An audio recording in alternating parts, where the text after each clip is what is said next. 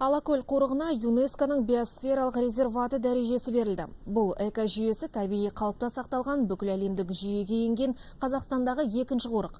Астанада өтіп жатқан мәдениеттер жақындастығының халықаралық 10 жылдығы форумында еліміз осындай марапатқа ие болды. Форум әлемдегі бейбітшілік пен тұрақтылықты сақтау аясында өткізіліп отыр. 10 жыл ішінде еліміз экономика мен мәдениеті біріктіре отырып, өңірлік халықаралық деңгейде даму керек. Бұл ретте мамандар 2013-2022 жылдар аралығын әлемдік этиканың арнайы стратегиясын жасауға арналған тамаша мүмкіндік екендігін алға тартады.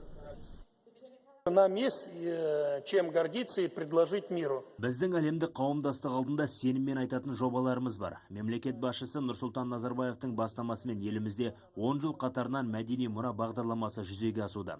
Бағдарламада бай мұрамызды, тарихи құндылығымызды, осы саладағы жетістіктерімізді насихаттап қана қоймай, өзге ұлттарға өз мәдениетін қалай құрметтеу керектігін көрсетеді, өнеге береді. Барлығымыз бірігіп әлемдегі тұрақтылықты сақтап, бейбітшілік жолмен жаһандық дамуға қол жеткіземіз деген сенімдемін.